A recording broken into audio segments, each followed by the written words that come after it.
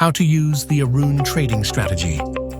Today, we will show you how to use the Aroon strategy for quick trades starting at 5 seconds. This is a strategy based on the Aroon indicator, which was developed by Tushar Chande in 1995. The indicator helps to identify the initial phases of a new trend in the market. The indicator consists of two lines, Aroon up and Aroon down, which help to determine the direction and strength of the trend. How to set up the Aroon indicator for quick trades. Set the period to 14 for a more sensitive response to market changes. Open an up trade when the Aroon up line crosses the Aroon down line from bottom to top. Open a down trade when the Aroon down line crosses the Aroon up line from bottom to top.